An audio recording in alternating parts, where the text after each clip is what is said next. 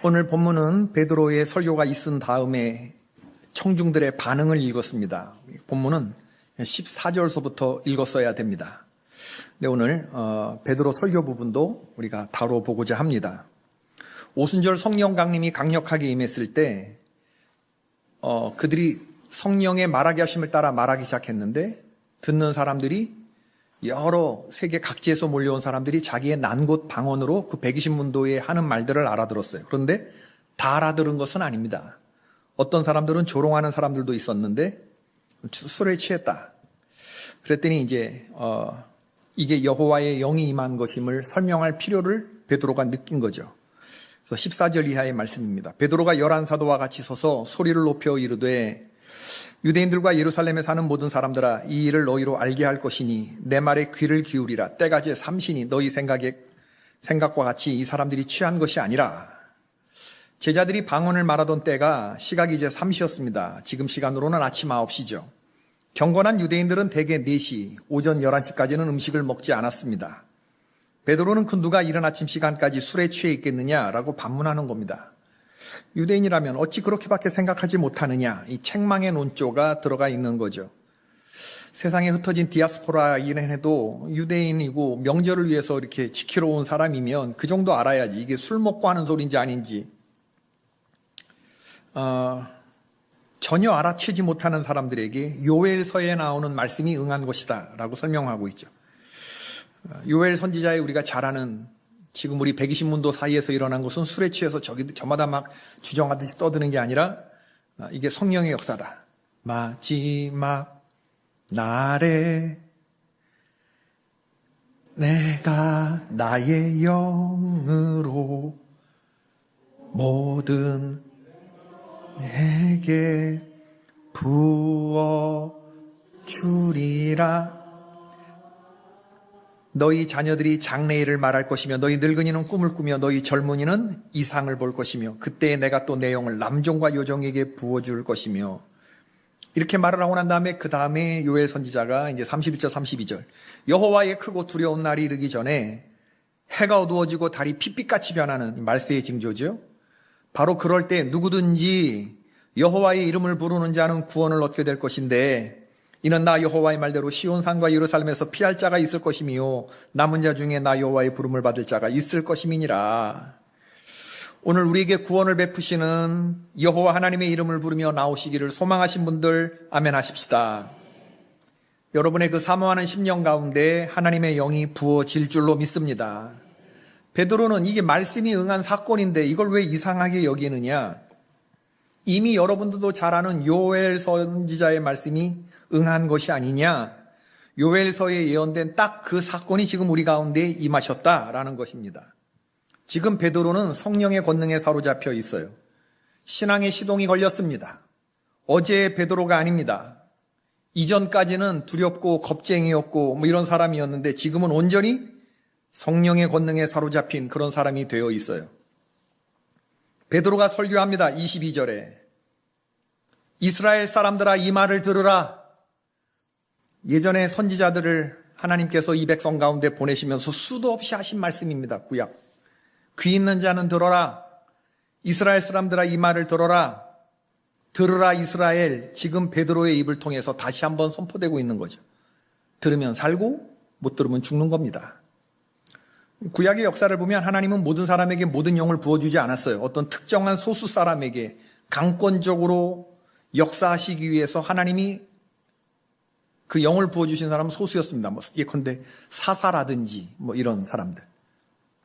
어떤 특별한 하나님의 권능을 드러내기 위해서 소수 사람에게만 부어진 거지 이게 모든 사람에게 허락된 영이 아니거든요. 그런데 하나님께서 요엘 선지자를 통해서 말씀하신 게 뭐냐면, 말세가 되면 내가 내 영을 모든 사람에게 부어주시겠다고 하는 그런 약속을 하셨다.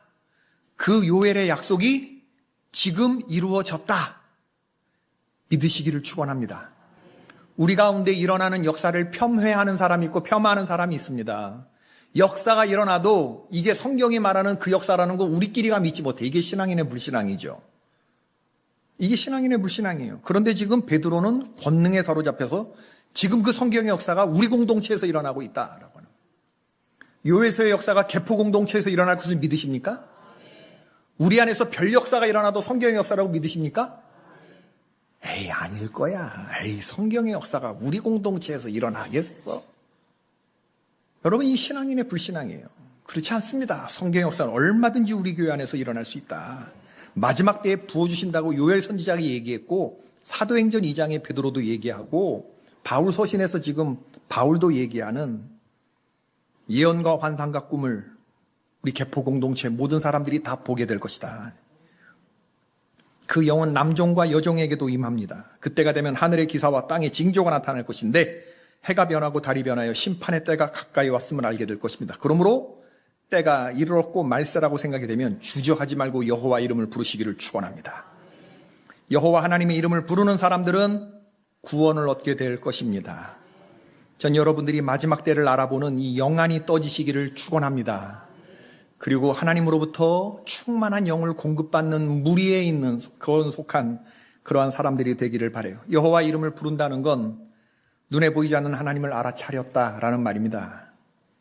그분께 다가가서 간절히 부르는 거, 창세기 4장 26절, 믿음으로 붙드는 거, 이게 다 주의 이름을 부르는 거예요. 그렇지 않으면 심판이 임하게 되겠죠. 베드로가 누굽니까? 얼마 전까지 예수와 함께 다닌다는 말만 들어도 벌벌 떨면서 조그만 소자 앞에서도 난 그분을 모른다고 3번이나 부인하던, 저주하며 부인하고 맹세하던 그런 사람이었는데, 십자가 죽음 앞에서 도망갔던 사람인데, 예수님을 멀찍이서 따랐던 사람인데, 가깝게 바짝바짝 따라야 되는데 멀찍이서 따랐던 사람인데, 그런데 그가 성령의 임재를 체험하고 나니 달라졌어요. 사도행전 1장 8절의 말씀, 오직 성령이 너에게 임하시면 너희가 권능을 받게 된다. 내 부활의 증인이 되게 될 것이다. 지금 그 폭발적인 능력, 그게 지금 베드로에게 임한 거죠. 부활의 증인으로 지금 된 것입니다. 권능을 입은 거예요. 이건 여러분 훈련한다고 되는 거 아닙니다. 덧입는 것입니다. 이 땅에 있는 거 아니에요. 하나님이 그것을 사모하고 간절히 간구하는 사람, 그 중심을 보시고 불쌍히 여기시면 혹시 주시는 것이 하나님의 영이에요. 아멘이십니까? 이게 무슨 뭐 귀신 씌우듯이 막 씌우는 게 아니고, 훈련한다고 되는 거 아니고, 이것을 간절히 덧입혀지기를 소망하면서 주여 나에게 성령 충만을 주시옵소서. 이건 간절히 소망해요. 우리가 성령 충만하지 못한 이유는 뭐냐면 구하지 않아서 그렇습니다. 구했다고 치고 성령 임했다고 치고 이렇게 퉁치고 지나가니까 삶에서 능력이 나타나지 않는 거예요. 여러분, 우리는 우리 스스로를 속일 수 있다 없다? 있다. 내가 나를 속일 수 있다 없다? 있다. 내가 하나님을 속일 수 있어요 없어요? 없다. 우리는 우리 스스로를 속일 수 있어요. 내가 나에게 속아 넘어갈 수 있다니까. 쇠내든다니까. 그러나 내가 알고 하나님이 알죠. 내가 성령의 점화가 됐는지 안 됐는지, 자동차 시동이 걸린 사람인지 아닌지는 대번에 압니다. 지금 베드로는 완전히 달라졌어요. 이제 그의 말에 3,000명이 회개하고 돌아오는 역사가 일어납니다. 3장 22절의 말씀이죠. 이스라엘 사람들아 이 말을 들으라. 너희도 아는 바와 같이 하나님께서 나사렛 예수로 큰 권능과 기사와 표적을 너희 가운데서 베푸사 너희 앞에서 그를 증언하셨느니라. 그가 하나님께서 정하신 뜻과 미리 하신 대로 내준 바 되었거늘 너희가 법 없는 자들의 손을 빌려 못 박아 죽였으나 하나님께서 그를 사망의 고통에서 풀어 살리셨으니 이는 그가 사망에게 매여 있을 수 없었음이라. 베드로가 전하는 예수 그리스도, 지금 이 말을 듣고 있는 사람들, 청중들이 예수님 알아요 몰라요? 알죠? 얼마 전에 예수님을 십자가에 못 박았던, 십자가에 못 박으라고 소리쳤던 군중들 대상으로 지금 설교를 하는 거예요. 청중들이 호의적이다, 적대적이다. 적대적인 사람들한테 지금 얘기를 하는 겁니다, 여러분. 그가 큰 권능과 기사와 표적을 베푸셨는데 하나님이 우리들 가운데 그분을 그리스도로 보내셨는데 회중이 못 알아보고 그를 죽였다는 겁니다. 그 죽인 그 예수를 사망해서 아버지가 건지셨다는 겁니다. 베드로가 툭툭 던지듯이 지금 말을 하는 거예요. 이건 뭐 기승전결도 없어요. 설교학 교수님들이 말하는 베드로의 설교는 낙제 점수 설교래요. 베드로보다 스데반 집사가 훨씬 설교를 잘한대요. 뒤에 이제 7장에 나서 보면 가마성이라든지 논리력이라든지 설득력이라든지 기승전결이라든지 이런 것들이 지금 베드로 설교, 사도행전 2장의 설교보다 사도행전 7장의 빌립 집사, 설교가 훨씬 더 훌륭하다는 건데, 그러나 여러분 권능이 드러나고 있어요. 예수님은 죽음을 이기고 부활하셨다. 그 죽음에 있는 예수님을 아버지께서 건지셨다. 그런즉 이스라엘 온 집은 확실히 알지니 너희가 십자가에 못 박은 이 예수를 하나님이 주와 그리스도가 되게 하셨느니라. 엄청난 말입니다, 여러분. 너희가 십자가에 못 박아 죽인 그 예수님을 하나님께서 사망 가운데 건지셔서 그를 퀴리오스, 주님으로 그리스도로 세우셨다. 메시아로 세우셨다. 지금 베드로가 목숨 걸고 지금 예수님을 말하는 겁니다. 이분은 지금 로마의 정치적인 처형에 의해서 돌아가신 분이에요. 죄인입니다. 죽어 마땅한 사람들이었어요. 그런데 그분이 누구였느냐? 그 선한 것이 나올 수 없는 갈릴리 나사렛 출신의 그 예수, 지금 당신들이 똑똑히 봤던, 당신들이 십자가에 못 박은 그 인간 예수, 베레호모, 진짜 휴먼, 똑똑한 역사적 실제 그 예수, 우리들이 본 예수, 그가 누구였다? 하나님이었다. 하나님이었다, 그가. 이 얘기를 하는데 사람들이 이제 찔리기 시작하는 것이죠. 우리가 죽인 그 예수님을 하나님께서 사망에서 건지시고 부활하시고 올리시고 그를 우리의 주가 되게 하셨다. 그 예수님이 주님이 되신 분들 아멘 하십시다. 아멘입니다. 아멘. 우리 기독교가 고백하는 100% 인간 100% 하나님의 신, 그분이 예수님이시죠. 이게 믿음 없는 사람들에게는 도무지 믿어지지 않는 그런 말씀일 텐데 3,000명의 마음을 성령이 여셨다. 베드로의 설교를 듣고 너무 놀라운 얘기 아닙니까? 십자가 은혜와 부활의 복음을 아무리 목 터지게 얘기를 해도 성령께서 마음의 눈을 열지 않으면 이거 이빨도 안 들어갈 소리입니다. 그러나 십자가의 죽으심, 복음의 그 십자가의 은혜와 부활의 능력이 이해되고 믿어진다 그러면 내가 이해력이 좋아서입니까? 남달리 믿음이 좋아서입니까? 아닙니다. 누구든지 성령이 아니고서는 예수를 주라 시인할 수 없습니다. 주께서 우리에게 이해시켜 주시고 마음문 여셔서 우리가 십자가 복음과 부활의 권능을 눈치챈 사람이 된 줄로 믿습니다. 아멘입니다. 베드로의 설교를 정리하자면 얼마 전에 예루살렘에 낙이 타고 입성하신 그 나사렛의 목수, 그가 하나님의 아들이었으며 그를 보내신 분이 하나님이시며 십자가에 못 박혀 돌아가신 예수님을 죽음 가운데서 살리시고 그리스도로 세우신 분이 하나님이심을 지금 베드로가 설교하는 거죠. 성령 충만함 가운데서 목숨을 걸고 지금 베드로 사도가 얘기를 하는 겁니다. 놀라운 것은 청중의 반응이죠. 막 성령이 역사하니까 나는 회중이 출렁했을 거라고 생각이 되는 거죠. 자, 평양 원산에 성령 대부흥이 일어날 때처럼 아마 그런 역사가 일어나지 않았을까 싶어요. 32절 베드로의 목숨을 건 한마디, 이 예수를 하나님이 살리셨다. 이제 뒤로 가면 보지만 다윗하고 막 비교를 해요. 시편의 다윗, 이스라엘 백성들에게 다윗, 아브라함, 모세 이런 이름들은요 엄청난 이름들이거든요. 모두가 존경에 맞지 않는 그런 이름인데 다윗이 훌륭하다는 말을 해요? 예수님이 훌륭하다는 말을 해요? 예수님이 훌륭하다는 말을 해요. 시편에 다윗은 죽었다. 우리가 그 묘시를 안다. 그러나 그 다윗의 후손으로 오신 예수 그리스도는 똑같이 죽었는데 하나님께서 그를 살리셨다. 32절 베드로의 목숨을 건 이 한 문장, 이 예수를 하나님이 살리셨다. 우리가 이 일의 증인이다. 다윗도 위대하지만 다윗은 죽지 않았냐, 묘실이 있지 않냐. 그러나 이 예수를 하나님이 살리셨다. 그리고 34절 다윗은 하늘에 올라가지 못하셨으나 예수님은 어떻게 하셨다는 거예요? 하늘에 올라가셨다. 34절에 예수님은 죽으셨다, 부활하셨다, 승천하셨다. 이 믿음이 다 들어가 있는, 다 들어가 있는. 다윗이 위대하다고, 예수님이 위대하다고. 예수님이 위대하다는 얘기를 지금 베드로가 목숨 걸고 지금 하고 있는 겁니다. 주는 그리스도시요 살아계신 하나님의 아들이시다. 그 고백이 큰 회중들 앞에서, 와, 그들이 이 말을 듣고 마음에 찔려 37절에 보니까 베드로와 다른 사도들에게 물어 이르되 형제들아 우리가 어찌할꼬 하거늘. 설교를 들을 때 이런 반응이 있기를 바랍니다. 설교가들이 바라는 최고의 청중의 반응이 바로 이런 반응이에요. 목사님 수고하셨습니다.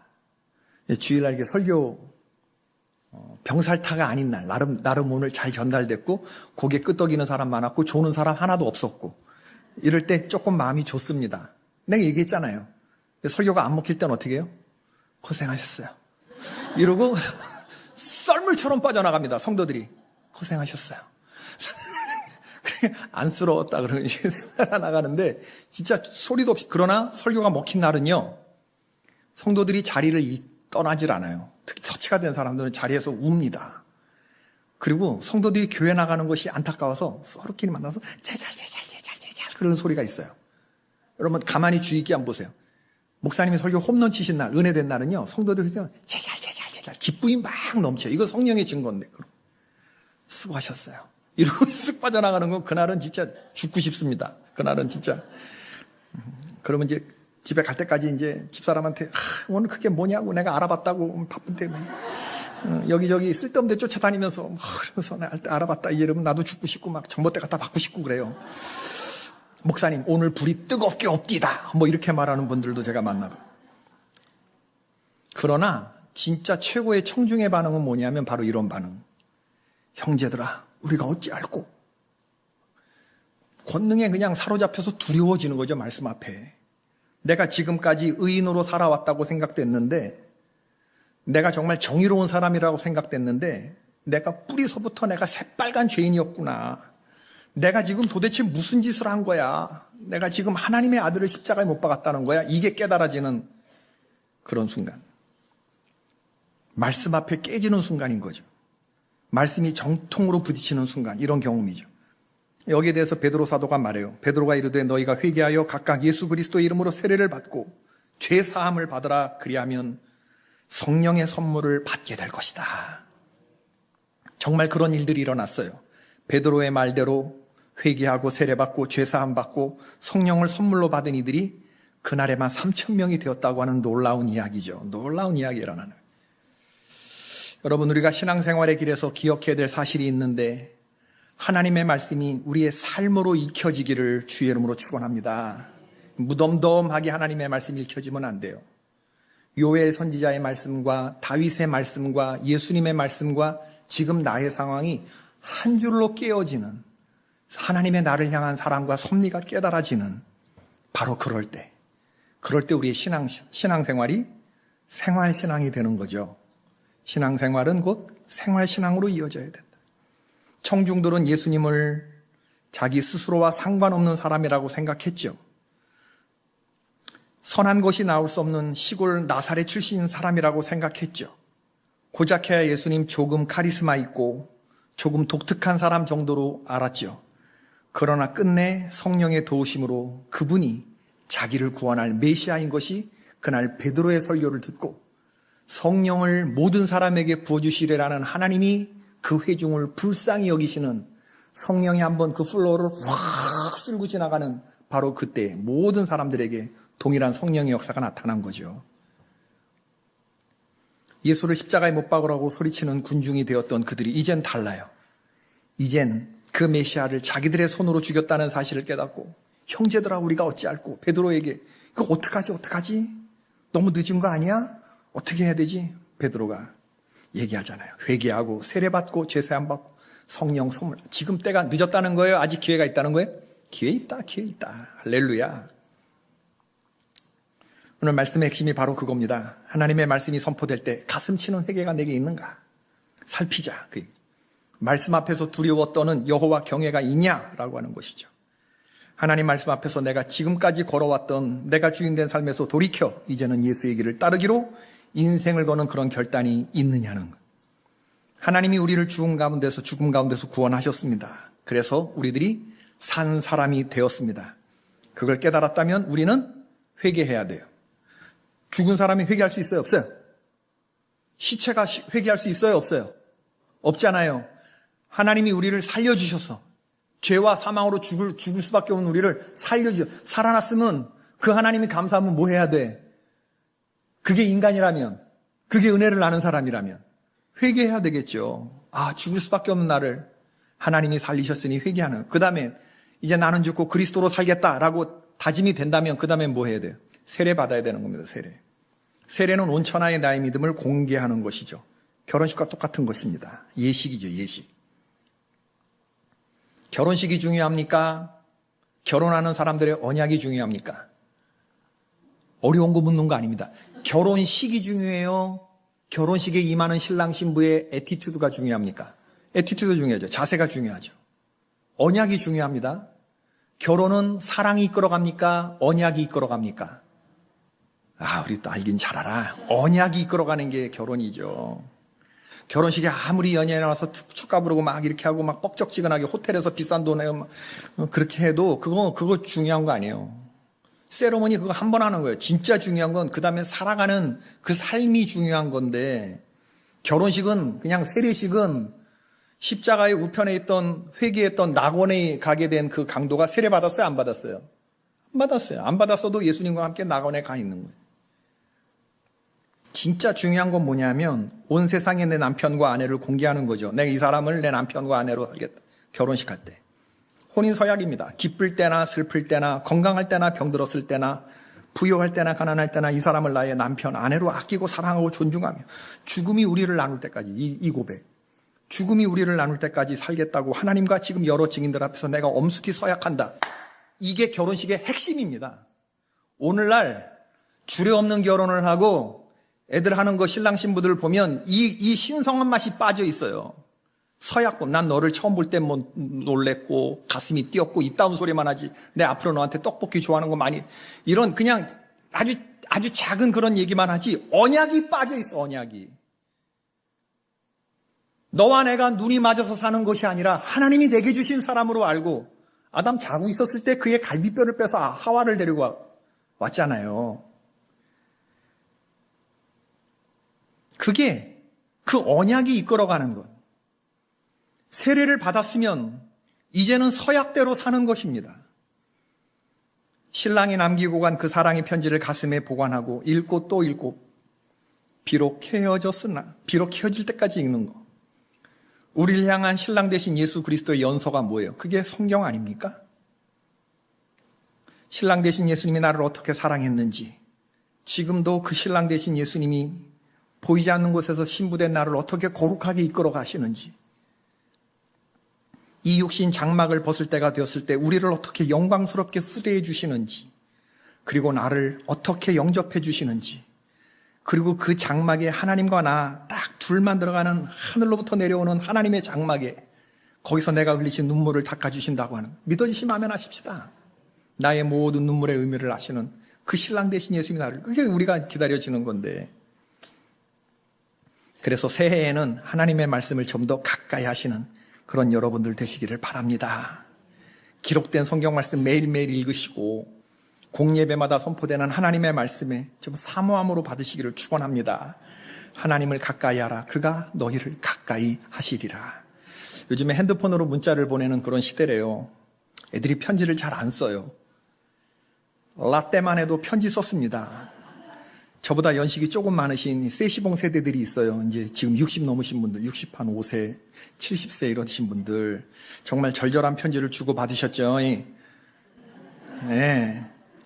그리고 막 연애 편지 막 대신 써주기도 하고 그런 분 있었죠. 막 시 막 이러고, 그리고 여학생들 책가방 속에 이렇게 딱 쓴 거 이렇게 막 던져놓고 그랬죠. 학교 버스 통은 또 나만 나빠, 또 나만 이런 게. 말없이 건네주고 달아난 차가운 손, 또 나만 나빠, 또.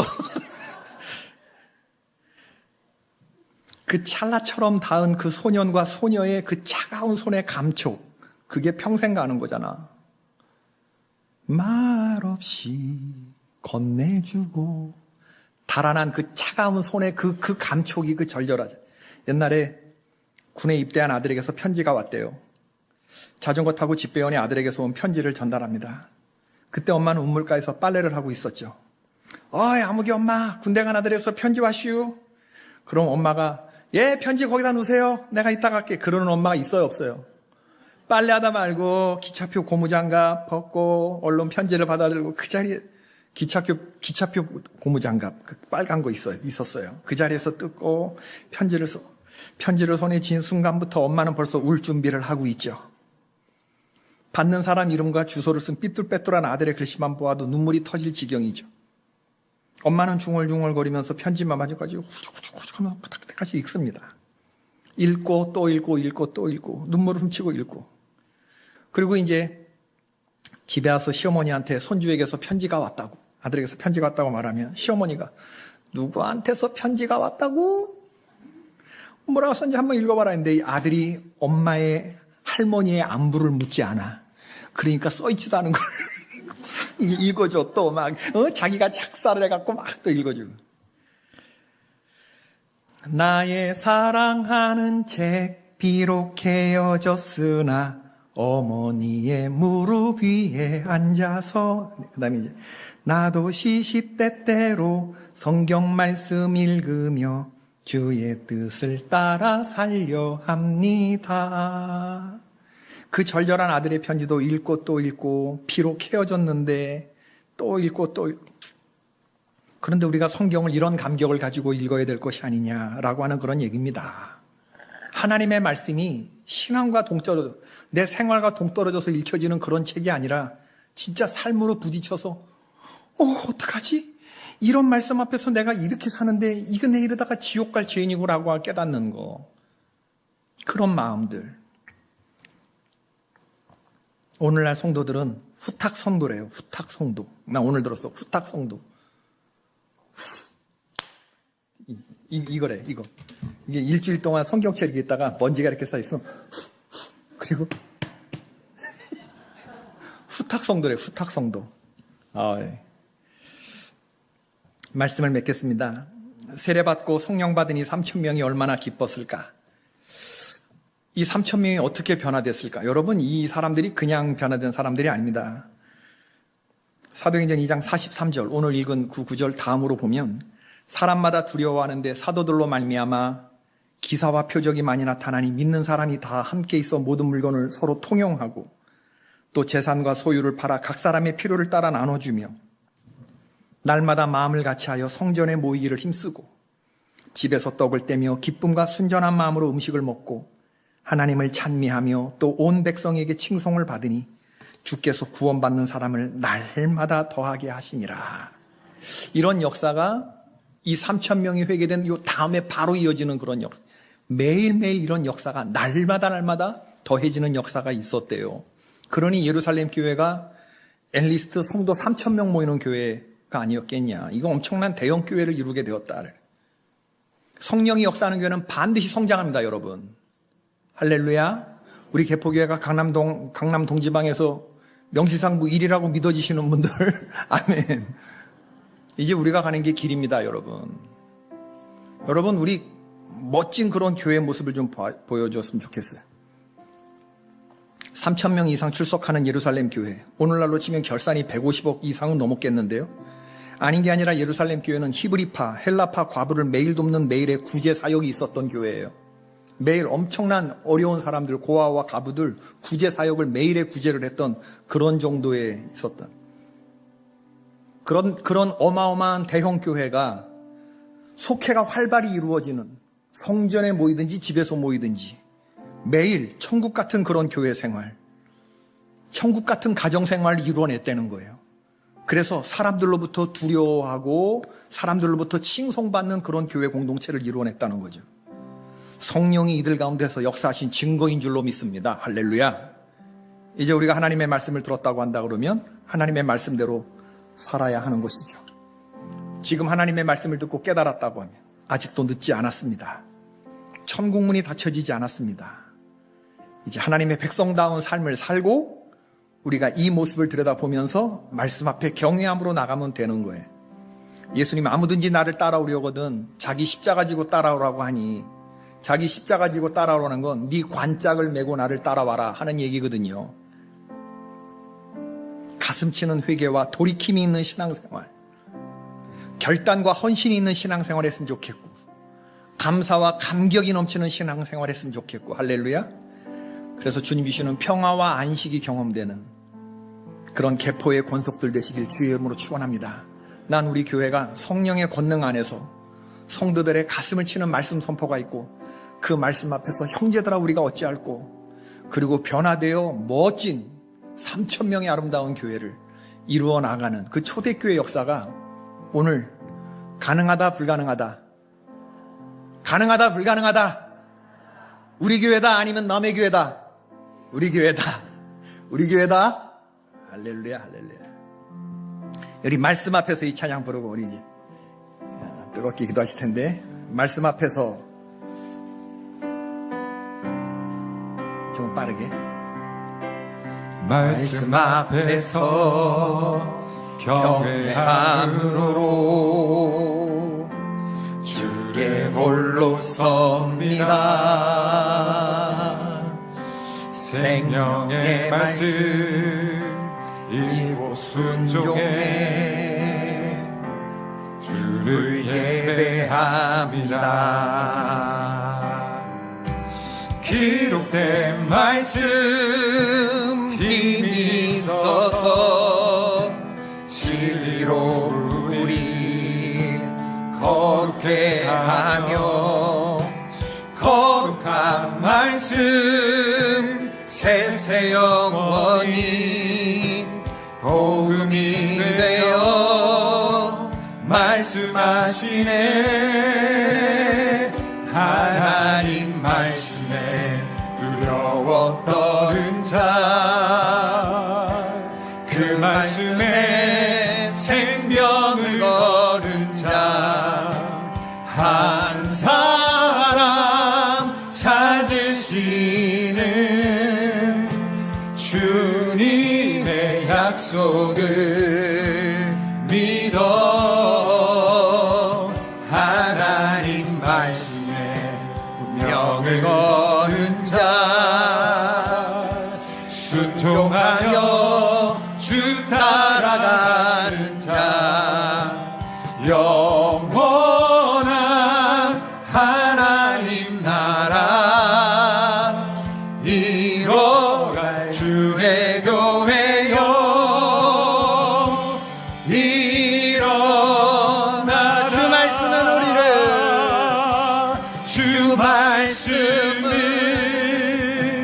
우리를 구원에 이르는 지혜이니 목숨과 내 뜻 다해 그 말씀에 복종하라. 하나님 말씀에 두려워 떠는 자, 그 말씀에 생명을 거는 자, 한 사람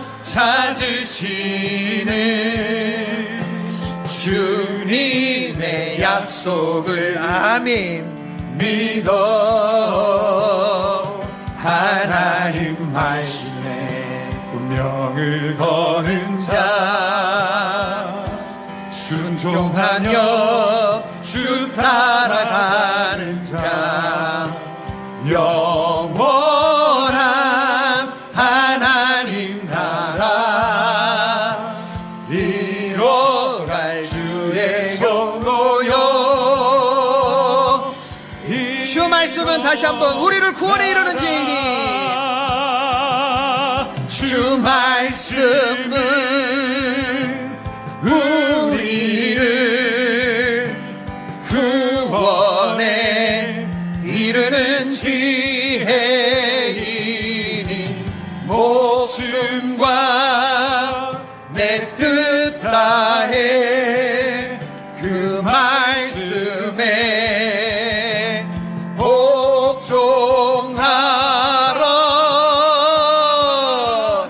하나님 말씀에 두려워 떠는 자, 그 말씀에 생명을 거는 자, 한 사람 찾으시는 주님의 약속을 믿어 아멘. 하나님 말씀에 운명을 거는 자, 순종하여 주 따라가는 자, 영원한 하나님 나라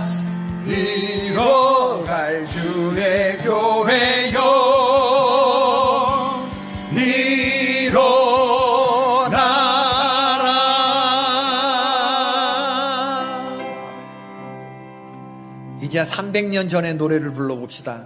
우리 앞서서 300년 전에 있었던 성도들이 은혜 받았던 성령 앞에서 성령 체험하고 300년 전에 그 성도들이 고백했던 노래. 우리는 새로운 노래를 부르는 사람이 아니에요. 옛날 성도들이 감격했던 그 감격을 오늘 새로운 마음으로 부르는 사람들이지. 아멘이십니까? 여러분, 내가 성령 세례 받았던 그때의 그 감격을 기억하면서 오늘 하나님 앞에 기도하십시다. 그리고 뜨거움을 회복하십시다.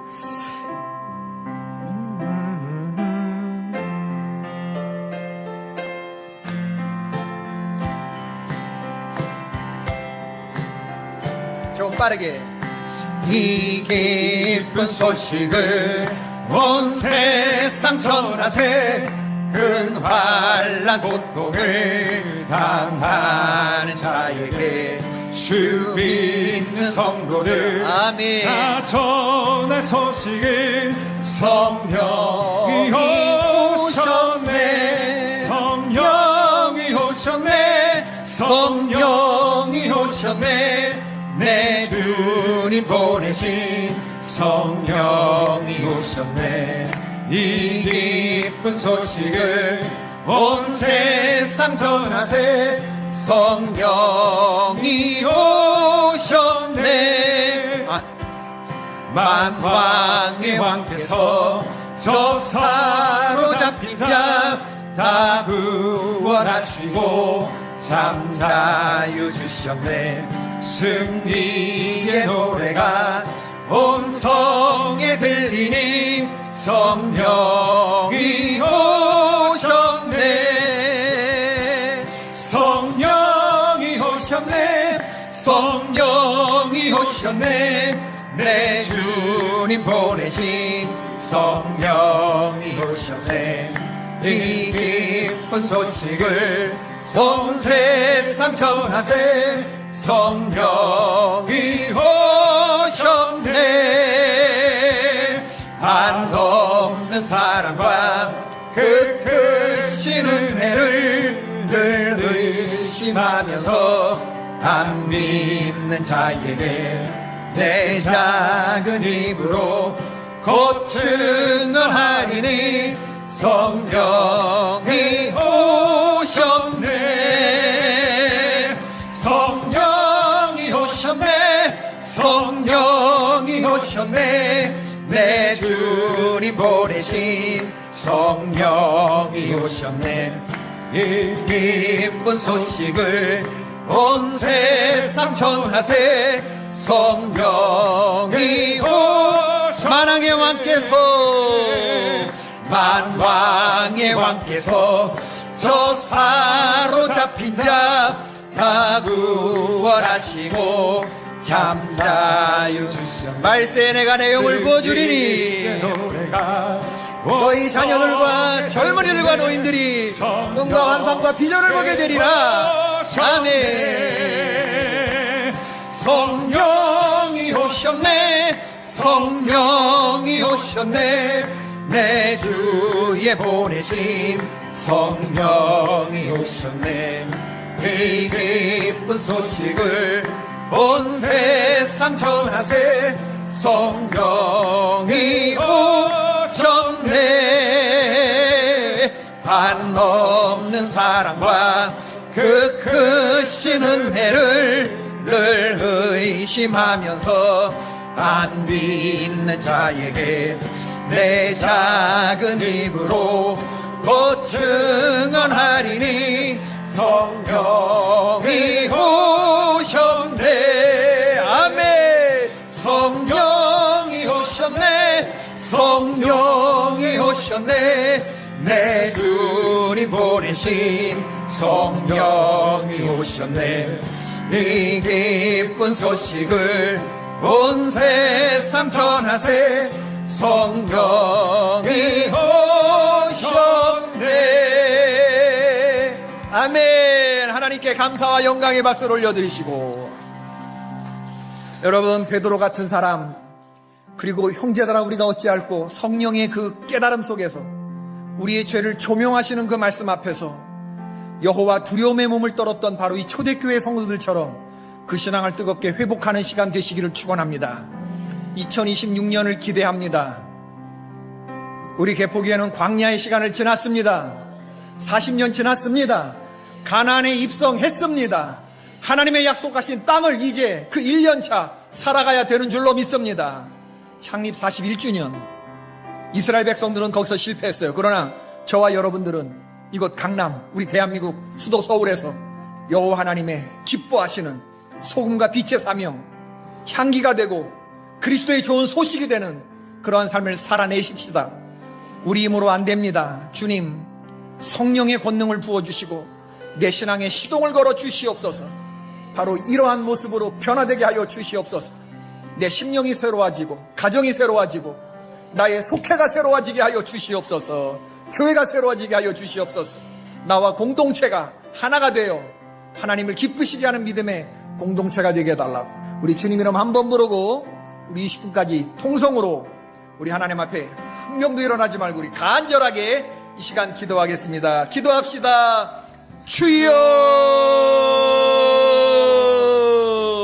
주님 감사합니다. 주여, 주님